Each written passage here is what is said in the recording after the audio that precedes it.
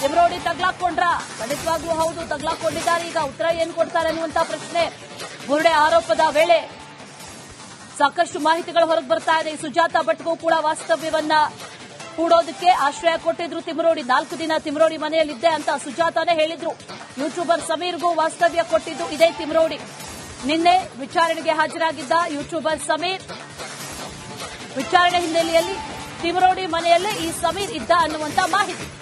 ಈಗ ಚಿನ್ನಯ್ಯನಿಗೂ ಕೂಡ ಆಶ್ರಯ ಕೊಟ್ಟಿದ್ದಾರೆ, ತಗ್ಲಾಕೊಂಡಿದ್ದಾರೆ. 3 ಜನಕ್ಕೂ ಕೂಡ ಆಶ್ರಯ ಕೊಟ್ಟು ತಗ್ಲಾಕೊಂಡಿದ್ದಾರೆ ಅನ್ನುವಂತ ವಿಚಾರ ಡೀಟೇಲ್ಸ್ ಅನ್ನ ಕೊಡ್ತಾರೆ ನಮ್ಮ ಪ್ರತಿನಿಧಿ ದಿನೇಶ್. ಈಗ ಡೀಟೇಲ್ಸ್ ಅನ್ನ ಹರೀಶ್ ಕೊಡ್ತಾರೆ. ಹರೀಶ್, ಗಮನಿಸ್ತಾ ಇದ್ದೀವಿ, ಸುಜಾತಾ ಭಟ್ಗೆ ಆಶ್ರಯ ಕೊಟ್ಟರು. ಅದರ ಜೊತೆಯಲ್ಲಿ ಈಗ ಮೊನ್ನೆ ವಿಚಾರಣೆಗೆ ಬಂದಂತ ಸಮೀರ್ಗೂ ಆಶ್ರಯವನ್ನ ಕೊಟ್ಟಿದ್ದಾರೆ. ಅದರ ನಂತರದಲ್ಲಿ ಈಗ ಚಿನ್ನಯ್ಯಗೂ ಕೂಡ ಆಶ್ರಯ ಕೊಟ್ಟಿದ್ರು ಅನ್ನುವಂಥದ್ದು ಗೊತ್ತಾಗ್ತಾ ಇರೋದು. ಯಾವ ರೀತಿಯಲ್ಲಿ ಪ್ರಕರಣ ಗಂಭೀರತೆಯನ್ನ ಈಗ ಪಡ್ಕೊಳ್ತಾ ಇದೆ ತಿಮರೋಡಿ ವಿಚಾರಕ್ಕೆ ಸಂಬಂಧಪಟ್ಟಂತೆ?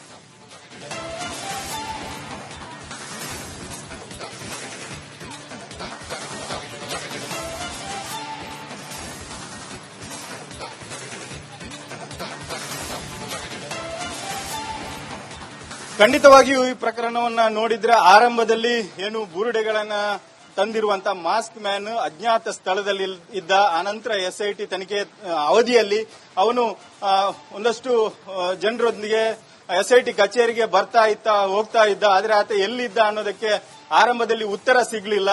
ಆ ನಂತರದಲ್ಲಿ ಏನು ಆತನ ಮುಖವಾಡ ಕಲಚಿದ ನಂತರದಲ್ಲಿ ಆತನನ್ನು ತೀವ್ರ ತನಿಖೆಗೆ ಒಳಪಡಿಸಿದಂತ ಎಸ್ಐಟಿ ಅಧಿಕಾರಿಗಳು ಆತನ ಬಾಯಿಂದ ಸತ್ಯವನ್ನ ಹೊರಕಕ್ಕಿಸಿದ್ದಾರೆ. ಆ ಸಂದರ್ಭದಲ್ಲಿ ಆತ ಎಲ್ಲಿದ್ದ ಅನ್ನುವಂತ ಮಾಹಿತಿ ಕೂಡ ಅವರಿಗೆ ಲಭ್ಯ ಆಗಿರುವಂತದ್ದು. ಆ ಕಾರಣಕ್ಕೆ ಆತನಿಗೆ ಒಂದು ರೀತಿ ಆಶ್ರಯವನ್ನ ಕೊಟ್ಟಿದ್ದು ತಿಮರೋಡಿ ಅನ್ನುವಂತ ಕಾರಣಕ್ಕೆ ಈಗ ಎಸ್ಐಟಿ ಅಧಿಕಾರಿಗಳಿಗೆ ಗೊತ್ತಾಗಿರುವಂತದ್ದು. ಹಾಗಾಗಿ ಇವತ್ತು ಕೋರ್ಟಿನಿಂದ ಸರ್ಚ್ ವಾರೆಂಟ್ ಅನ್ನು ಪಡೆದು ಎಸ್ಐಟಿ ಅಧಿಕಾರಿಗಳು ತಿಮರೋಡಿ ಮನೆಗೆ ಹೋಗಿರುವಂತದ್ದು. ಎಲ್ಲಾ ರೀತಿಯ ದಾಖಲೆಗಳನ್ನ ಪರಿಶೀಲಿಸುವಂತ ಸಾಧ್ಯತೆಗಳು ಇರುವಂತದ್ದು ಚಿನ್ನಯ್ಯನಿಗೆ ಸಂಬಂಧಪಟ್ಟಂತ. ಜೊತೆಗೆ ಆತನ ಮೊಬೈಲ್ ಕೂಡ ಅಲ್ಲಿ ಇರುವಂತ ಸಾಧ್ಯತೆ ಇದೆ ಎನ್ನಲಾಗ್ತಿದೆ. ಆ ಕಾರಣಕ್ಕೆ ಅದನ್ನು ಕೂಡ ವಶಕ್ಕೆ ಪಡಿಸಿಕೊಂಡು ಒಂದಷ್ಟು ಸಾಕ್ಷಿಗಳನ್ನ ಕಲೆ ಹಾಕುವಂತ ಸಾಧ್ಯತೆಗಳು ಕೂಡ ಇರುವಂತದ್ದು. ಹಾಗಾಗಿ ಎಸ್ಐಟಿಯ ಈ ಒಂದು ಏನು ವಿಚಾರಣೆ ಇದೆ, ತಿಮರೋಡಿ ಮನೆಯಲ್ಲಿ ಸರ್ಚ್ ಏನಿದೆ ಅದು ತುಂಬಾ ಮಹತ್ವದ್ದಾಗ್ತದೆ. ಯಾಕಂದ್ರೆ ಅಲ್ಲಿ ಸಿಕ್ಕುವಂತ ಒಂದಷ್ಟು ದಾಖಲೆಗಳೇನಿದೆ ಅದು ಈ ಒಂದು ತನಿಖೆಗೆ ಪೂರಕವಾಗಿರುತ್ತದೆ. ಮತ್ತೆ ಯಾರ್ಯಾರು ಇದರ ಹಿಂದೆ ಇದ್ದಾರೆ ಅನ್ನೋದನ್ನು ಕೂಡ ಸಮರ್ಪಕ ಉತ್ತರ ಎಸ್ಐಟಿಗೆ ಸಿಗೋದಕ್ಕೆ ಸಾಧ್ಯ ಆಗ್ತದೆ. ಹಾಗಾಗಿ ಎಸ್ಐಟಿ ತಂಡ ಈಗಾಗಲೇ ತಿಮರೋಡಿ ಮನೆಗೆ ಆಗಮಿಸಿರುವಂತದ್ದು. ಮಾಧ್ಯಮಗಳಿಗೂ ಕೂಡ ಮನೆಯ ಪಕ್ಕಕ್ಕೆ ಹೋಗೋಕೆ ಅವಕಾಶ ಕೊಟ್ಟಿಲ್ಲ. ಆದ್ರೂ ಕೂಡ ಎಲ್ಲಾ ರೀತಿಯಲ್ಲಿ ತಿಮರೋಡಿ ಸೇರಿದಂತೆ ಅಲ್ಲಿ ಯಾರ್ಯಾರು ನೆಲೆಸಿದ್ರು ಅವರೆಲ್ಲರನ್ನ ಕೂಡ ಕೂಲಂಕುಷವಾಗಿ ತನಿಖೆಗೆ ಒಳಪಡಿಸುವಂತ, ವಿಚಾರಣೆಗೆ ಒಳಪಡಿಸುವಂತ ಸಾಧ್ಯತೆಗಳು ಕೂಡ ಇರುವಂತದ್ದು. ಅಶ್ವಿನಿ, ಹರೀಶ್, ಇದರ ಜೊತೆಲಿ ಈಗ ಒಂದು ಕ್ಲಾರಿಫಿಕೇಶನ್ ಏನಪ್ಪಾ ಅಂತಂದ್ರೆ, ಬರೀ ಮೊಬೈಲ್ಗಾಗಿ ಮಾತ್ರ ಹುಡುಕಾಟನ ಅಥವಾ ಕಂಪ್ಲೀಟ್ ಆಗಿ ಇಡೀ ಮನೆಯ ಶೋಧ ನಡೆಯುತ್ತಾ, ಹೇಗೆ ಅಂತ?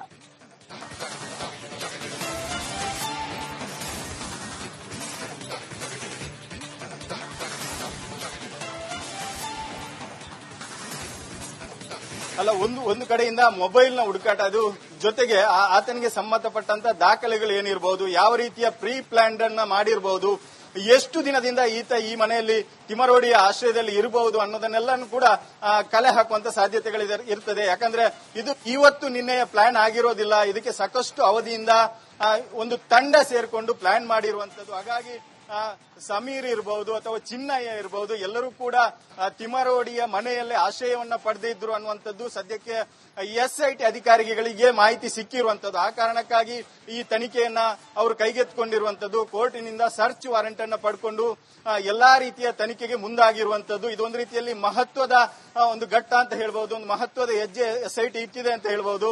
ಯಾಕಂದ್ರೆ ಇದರಲ್ಲಿ ಚಿನ್ನಯ್ಯ ಮಾತ್ರ ಪಾತ್ರಧಾರಿನ ಅಥವಾ ಬೇರೆ ಬೇರೆ ಸೂತ್ರಧಾರಿಗಳು ಯಾರ್ಯಾರು ಇದ್ದಾರೆ ಅನ್ನೋದನ್ನ ಕೂಡ ಕಂಡುಕೊಳ್ಳೋದಕ್ಕೆ ಎಸ್ಐಟಿಗೆ ಇದೊಂದು ಪ್ರಮುಖ ಹೆಜ್ಜೆ ಆಗ್ತದೆ ಅಶ್ವಿನಿ. ಹಾಗಾಗಿ ಇವತ್ತು ಸಂಜೆಯ ತನಕ ಕೂಡ ಎಸ್ಐಟಿ ಅಧಿಕಾರಿಗಳು ತಿಮರೋಡಿ ಮನೆಯಲ್ಲಿ ಎಲ್ಲಾ ರೀತಿಯಲ್ಲಿ ಜಾಲಾಡುವಂತ ಸಾಧ್ಯತೆಗಳಿರ್ತದೆ. ಅಲ್ಲಿರುವಂತಹ ದಾಖಲೆಗಳು ಇರಬಹುದು ಅಥವಾ ಮೊಬೈಲ್ಗಳಿರಬಹುದು ಅಥವಾ ಬೇರೆ ಬೇರೆ ರೀತಿಯ ಸ್ಟುಡಿಯೋಗಳನ್ನ ಕೂಡ ಅಲ್ಲಿ ಮಾಡಿಕೊಳ್ಳಲಾಗಿದೆ. ಬೇರೆ ಬೇರೆ ಯೂಟ್ಯೂಬ್ ಚಾನೆಲ್ಗಳ ಸ್ಟುಡಿಯೋಗಳನ್ನ ಕೂಡ ಮಾಡಿಕೊಳ್ಳಲಾಗಿದೆ. ಯಾವ ರೀತಿಯ ರೆಕಾರ್ಡ್ಗಳು ಅದೆಲ್ಲವೂ ಕೂಡ ಅಲ್ಲಿ ದಾಖಲೆ ಇರುವಂತಹ ಸಾಧ್ಯತೆಗಳಿದೆ.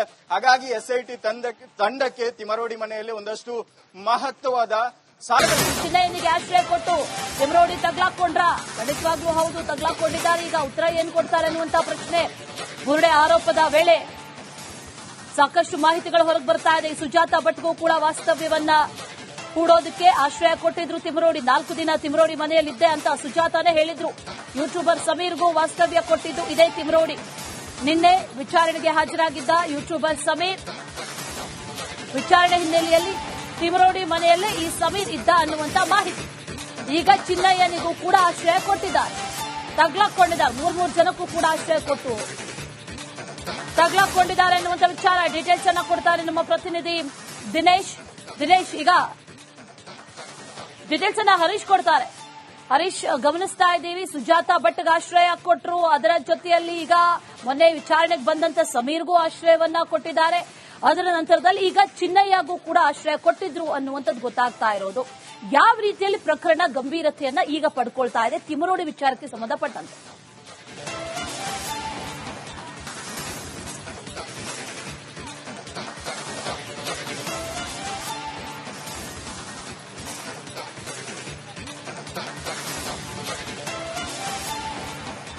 ಖಂಡಿತವಾಗಿಯೂ ಈ ಪ್ರಕರಣವನ್ನ ನೋಡಿದ್ರೆ ಆರಂಭದಲ್ಲಿ ಏನು ಬುರುಡೆಗಳನ್ನ ತಂದಿರುವಂತ ಮಾಸ್ಕ್ ಮ್ಯಾನ್ ಅಜ್ಞಾತ ಸ್ಥಳದಲ್ಲಿ ಇದ್ದ. ಆನಂತರ ಎಸ್ಐಟಿ ತನಿಖೆ ಅವಧಿಯಲ್ಲಿ ಅವನು ಒಂದಷ್ಟು ಜನರೊಂದಿಗೆ ಎಸ್ಐಟಿ ಕಚೇರಿಗೆ ಹೋಗ್ತಾ ಇದ್ದ. ಆದ್ರೆ ಆತ ಎಲ್ಲಿದ್ದ ಅನ್ನೋದಕ್ಕೆ ಆರಂಭದಲ್ಲಿ ಉತ್ತರ ಸಿಗಲಿಲ್ಲ.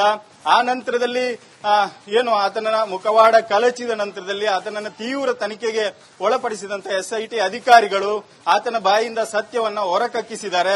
ಆ ಸಂದರ್ಭದಲ್ಲಿ ಆತ ಎಲ್ಲಿದ್ದ ಅನ್ನುವಂತ ಮಾಹಿತಿ ಕೂಡ ಅವರಿಗೆ ಲಭ್ಯ ಆಗಿರುವಂತದ್ದು. ಆ ಕಾರಣಕ್ಕೆ ಆತನಿಗೆ ಒಂದು ರೀತಿ ಆಶ್ರಯವನ್ನ ಕೊಟ್ಟಿದ್ದು ತಿಮರೋಡಿ ಅನ್ನುವಂತ ಕಾರಣಕ್ಕೆ ಈಗ ಎಸ್ಐಟಿ ಅಧಿಕಾರಿಗಳಿಗೆ ಗೊತ್ತಾಗಿರುವಂತದ್ದು. ಹಾಗಾಗಿ ಇವತ್ತು ಕೋರ್ಟಿನಿಂದ ಸರ್ಚ್ ವಾರೆಂಟ್ ಅನ್ನು ಪಡೆದು ಎಸ್ಐಟಿ ಅಧಿಕಾರಿಗಳು ತಿಮರೋಡಿ ಮನೆಗೆ ಹೋಗಿರುವಂತದ್ದು. ಎಲ್ಲಾ ರೀತಿಯ ದಾಖಲೆಗಳನ್ನು ಪರಿಶೀಲಿಸುವಂತ ಸಾಧ್ಯತೆಗಳು ಇರುವಂತದ್ದು ಚಿನ್ನಯ್ಯನಿಗೆ ಸಂಬಂಧಪಟ್ಟಂತ.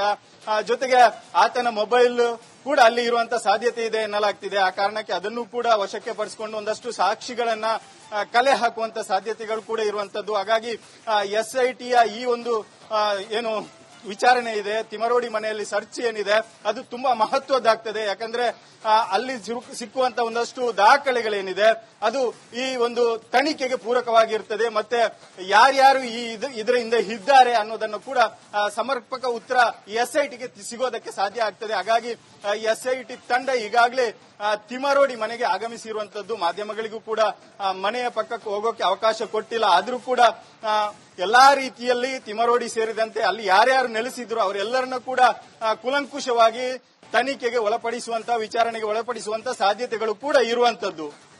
ಅಶ್ವಿನಿ, ಹರೀಶ್, ಇದರ ಜೊತೆಲಿ ಈಗ ಒಂದು ಕ್ಲಾರಿಫಿಕೇಶನ್ ಏನಪ್ಪಾ ಅಂತಂದ್ರೆ, ಬರೀ ಮೊಬೈಲ್ಗಾಗಿ ಮಾತ್ರ ಹುಡುಕಾಟನ ಅಥವಾ ಕಂಪ್ಲೀಟ್ ಆಗಿ ಇಡೀ ಮನೆಯ